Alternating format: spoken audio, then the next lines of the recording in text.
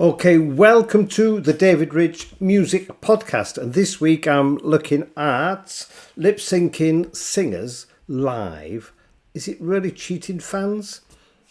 I don't know. I think it is. I think it's terrible, but that's only my opinion. It's my opinion that really counts for me. But what about yourself? Okay, but let's have a look at what lip syncing really is, because we see now all the big stars.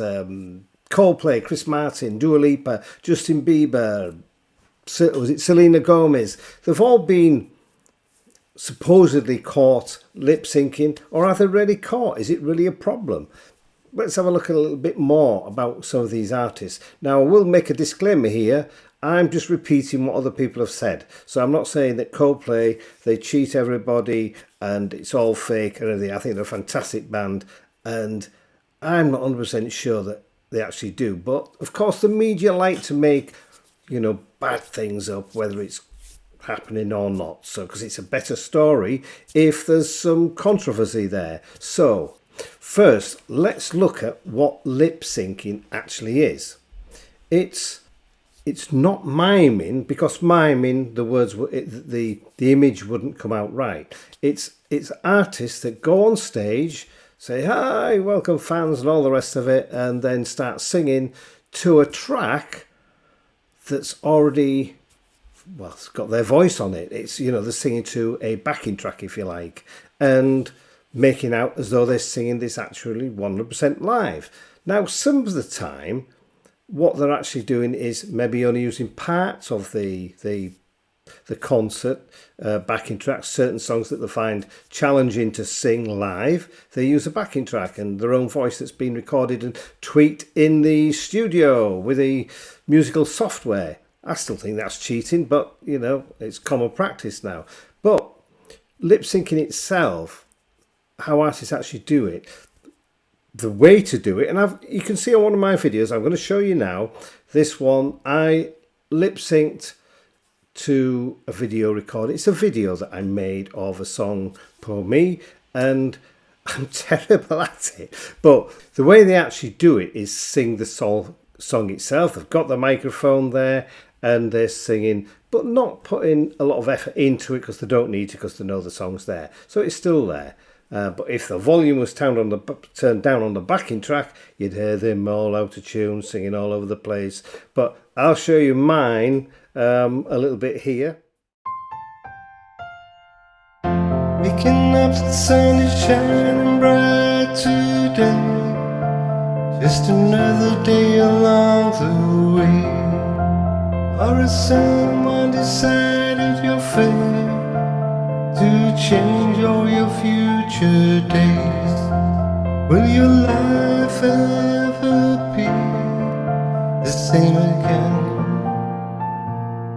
You can sit and cry, or you can get out and try. Don't you dare say poor me. Live your life and be free. Don't you give in and concede.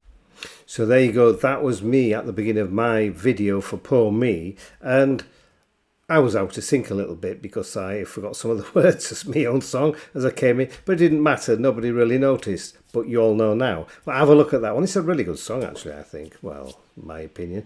But no, I was lip syncing all the way through that. But I was actually singing the song, but not at full belt. And it didn't make any difference because I was only singing that one. But that is how they do it. They do not mime. So the next thing is, why do they actually do it?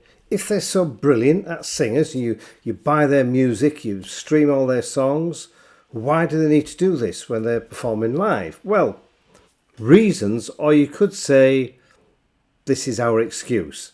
But the first one is really looking at vocal strain. Now, there's a lot of bands out there, when they do tours, and it's mainly based on, it's all around money. All it is about money, because the more shows and concerts they can cram in, the more money they can make, and it's the management, all the rest of it, that's really got their fingers in the pie there, trying to extract more and more money from the performers. That's the usual case. And what tends to happen is if a performer is performing every night, numerous nights all in a row, eventually it will have an effect on the vocals. And it could damage them long term or even short term, or make them unable to sing the next night anyway. Now, the main reason behind that is because they've learnt to sing incorrectly. They've had a singing teacher, lessons, and they teach them all wrong. I've got something coming up to how to protect your vocals if you're singing a lot. And it's a very simple method, and I'm going to go into that in a future podcast. But for now, it's really vocal strain. That's what they're trying to protect.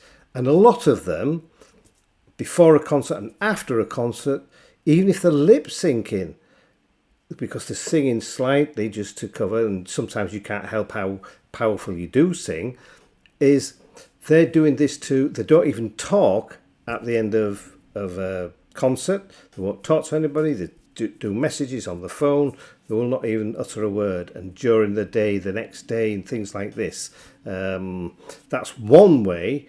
And the other is, see, everything now has to be absolutely perfect. In this world of the media now, there's a lot of fakeness, but it's all got to be perfect. And the consistency of producing the music that they're actually streaming out to the fans to do the same version on stage is not always possible technically. That's an excuse, but it's not always possible technically. So what do, they use a backing track. They don't even play the instruments half the time, and they certainly don't use the vocals. So, they want to keep it, and they think everybody wants to hear this perfect, absolutely 100% perfect sound when you're seeing your favourite artist live. Okay. The other, complex performances. Now, some live shows, to produce and put on, they spend millions, absolutely millions on them. I mean, you look at Coldplay concerts, it's staggering the amount of money that's spent on them. And there's been a case recently where they've had to settle with a former manager who overspent, or something like this anyway. Have a look at it on YouTube and the media, wherever you spent millions and millions on lighting effects and everything else. So, every aspect of that show has to be perfect. And with the complexity of the music sounds, which is created in a studio, it cannot always be possible to do it on stage. So it's a backing track, it's recorded, it's not live, but the performance looks great and everybody's happy, usually. As well as the lip syncing side, there's another way that artists do cheat. I feel it's cheating, but it's, again, what fans want. If they want to hear a perfect song, perfect voice, then Autotune. Now, there's a big difference. Autotuning a live vocal is different to the pitch correction, which vocals have applied to them when they're recording in the studio. They can take a really terrible voice and make it sound perfect in the studio. They use a musical software and they'll pitch correct so it sounds great. Now live it's called Autotune, and to be fair, with most Autotunes you have to be somewhere within reason for it to sound okay, but I still think it's cheating, and most artists use it nowadays. Many use it, and ones use it that don't really need to use it, but it's obviously not up to them. I mean, there's a channel that I watch. It's a really good channel, Wings of Pegasus, something like this. This guy, Phil, he looks all these performers, how they perform, and use lip syncing and use autotune, and he looks at all the fails on them. He's got ones from Michael Bublé, who can sing, but the management obviously have something in place, and they do a live. He's doing a live concert, and his autotune's all gone to cock, and he sounds like the really heavily share type sound. He doesn't need it. He can sing. Why are they using this? I personally like to hear some flaws in live vocals, just to hear that it is live. Going back many years ago, I think I've mentioned this before, Simply Red, Mick Hucknall, who's got one of the most incredible voices anyway, he's brilliant. And he missed a note on something, and I actually enjoyed that. That made the concert. He apologised after the song, and I felt great because you know that you're hearing the real person. There's a few artists I know would never do lip syncing, but we're going to come on to that in a minute. But for now, this is not a go at Coldplay, but there has been, being the biggest band in the world, they're bound to get the most accusations of lip syncing, and whether they do or not, I'm not really certain because I've seen them and he interacts so much with the audience. But they say that, there's a lot in the forums saying that, yeah, they've been to concerts and he definitely lip syncs. Things aren't in place. But then there's other fans that saying no, because he breaks when he talks, and you hear, the breath on the, that didn't really work, did it? Yeah, on the, you hear this. I'll take this off and go. That's what you hear, the explosions on the microphone if you're singing live. If you don't hear any, it's maybe got the system right, but no, you do tend to hear them. So it's not, Coldplay, who knows? I don't know. I'd love to speak to Chris and ask him direct, do you cheat your fans? I don't believe he does. I've heard him singing. He does lots of live things, and he's fantastic band anyway. They're my favourite band, and I want to go and see them. So send me some tickets, Chris, and I'll do a critique of your performance and tell everybody, no, he's 100% live. I hope. So as well as Autotune, as I say, which most artists use when they're performing live, don't say you don't, because you do, but I still think it's better than somebody lip syncing. I find it bizarre. I'd sooner pay more for a concert than have them cramming all these concerts in to protect the voice lip syncing. So, not just Autotune, they use all the other effects as well. And to be fair, most artists do now, and it does enhance your voice. If you hear and somebody sing a voice, you see them on YouTube where they sing and they're just recording themselves playing a guitar and singing, people think, oh, they sound awful, but there's nothing on there. There's no reverb or delay and thickening of the vocals. Most vocals have 2 or 3 tracks of their own voice, and there's lots of tricks to make your voice sound thicker, more lush, and pleasant to the ear. So, is that cheating? I don't know. I think it is probably a little bit, but I've used it myself, to be fair, on ones where I've recorded the tracks for videos. And I release them, and okay, I put them on Spotify, but that goes on automatically. I don't even bother with Spotify because it's absolute rip-off in my opinion. Okay, and we're all entitled to our opinion. Right. The next is, if you're paying, I don't know, with some concerts, you can pay a lot of money. Some people pay a fortune and they travel to other countries to see their favourite bands. How do you feel? I mean, put in your comments, if you've been to a concert and felt really let down because you know that they're cheating you, singing the words lightly behind the recorded backing tracks. I mean, I will say this as because it's absolutely well known. Madonna, I think she's done some fantastic songs over the years. I've grown up listening to all Madonna's music, and she won an award for the best live performer. And I remember listening to Elton John saying live performer, fucking joking. And he's right. And by the way, that's one of the ones that there's no way Elton John will be doing lip syncing. He's incredible. He doesn't miss a beat. He's incredible live, just as he is recorded. There's very little difference. Now, that's the thing. So coming to live, would you actually feel cheated if you knew that they are pre-recorded, they singing to the pre-recorded vocals, or are you actually bothered? I mean, it's well known. Certainly with Madonna, it's not just knocking Madonna. There's lots of artists out there doing it, Would you go to a concert and pay all that money knowingly that you're going to see your favourite artist lip syncing to their songs. I personally, I hate it. It's changed and it's becoming even more aware of the lip syncing now, and I can't stand it. I think I would feel really cheated seeing somebody do that. So I'm selective who I go and see. David Gray. There's no way David Gray will lip sync. I'd be horrified if he ever did. George Michael. I saw George Michael. There's no way George Michael would have lip synced. Queen. Can you imagine Freddie Mercury ever lip syncing? He didn't need to. His vocals were absolutely amazing, and he would never have done it. He was such a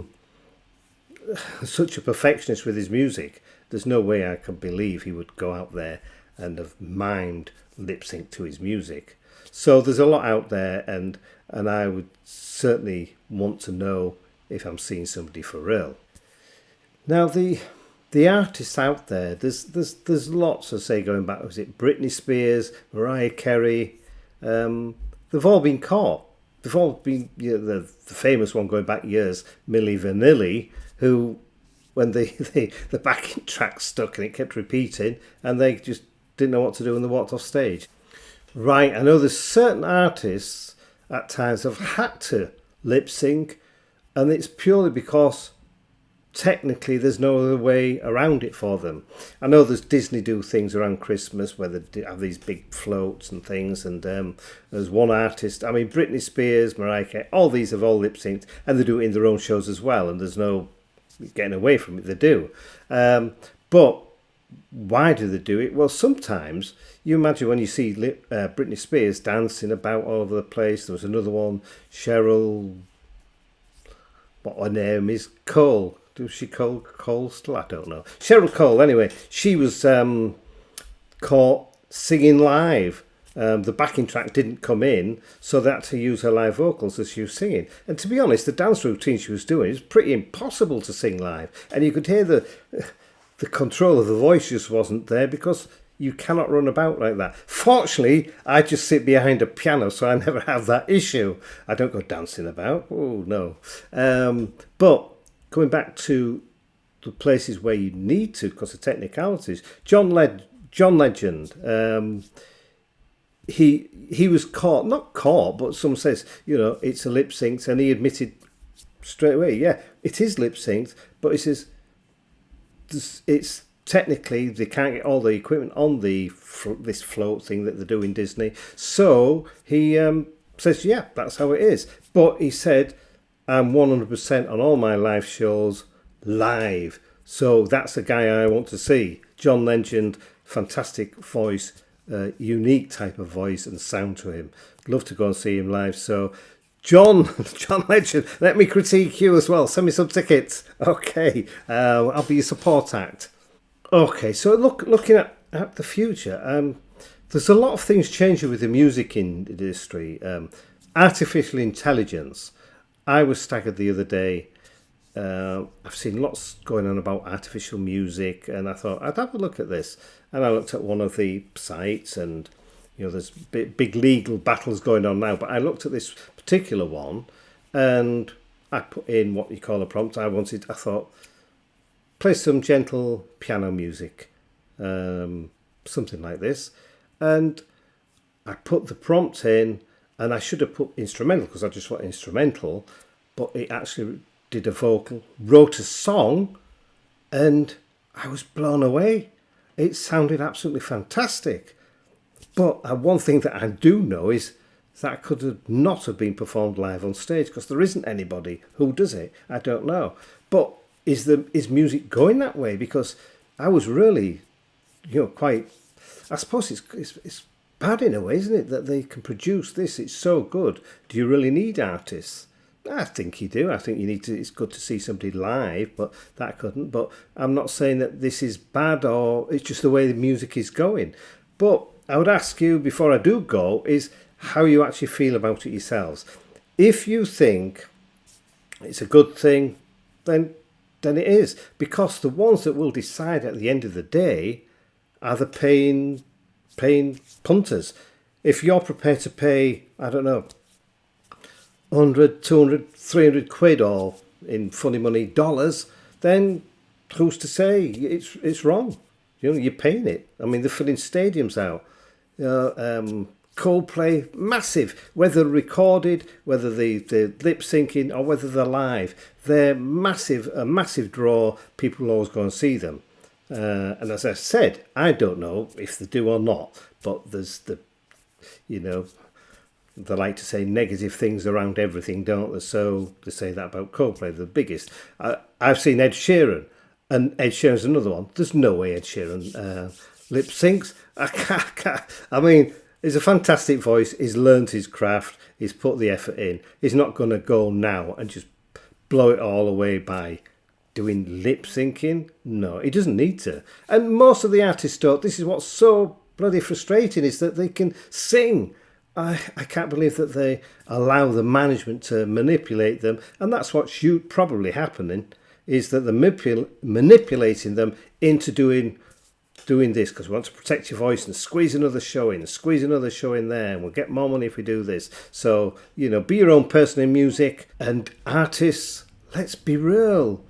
Treat your fans with some respect and give them the real you. They don't want this fake. It's bloody horrible. Get rid of it. But it doesn't really matter. It's just my opinion. And my opinion is we've got to be real. So I would like to thank you for listening. And if there's any real artists out there who would like to come on and have a chat, because one thing I want to do is feature more artists, whether they're up and coming, old has-beens, or what have you.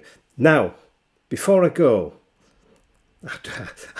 it's a bad place to start, old has-beens, but some of the old bands are doing this now as well. They're recording and singing over the backing tracks, which I think is really sad. There's a few that don't, and I will mention them. Rod Stewart, Lionel Richie, Paul Young, and they've all got really bad criticism for the vocals at times. And I've seen Lionel Richie live. He's an incredible performer, personality. He's probably the best live performer I've ever seen. He engages with the audience, he's great, he's just character about him. And does his voice sound the same as it was when he was 20? No, of course it doesn't. We all age, we all change as we're getting older. Certain things don't work as good as they used to do. You know what I mean? Yeah. Okay. But, you still want to hear the real person. And I don't believe he will lip sync, because he does, some aspects of his songs are not the same. Rod Stewart, he was slated for the performance on the, I can't think of what it was, the big performance anyway, and his vocals were as maybe they should be. Well, no, they're as they should be for a guy that age. Paul Young, it really annoys me with Paul Young. The fact that people knock him and slate him, I really do feel that I think he's a really inspiration when you look at, he's gone through a terrible time and he's come back and he's singing live, he's enjoying it, his fans love it, that's the most important thing. And no, his vocals are not the same when he was this, but he's sex symbol. It made me sick there because all the girls used to like him. You're not like Paul Young. but no, his vocals are real. He goes out, no, they're not the same. But he's a performer, he's there and he's doing it. His fans are still going and enjoying Paul Young live and real. So all you fakers, go stuff yourself. And thanks for watching from me, David Rich, on the music podcast, the David Rich Music Podcast. I should basically get that right. Okay, thanks for watching and I'll see you next time. Bye for now.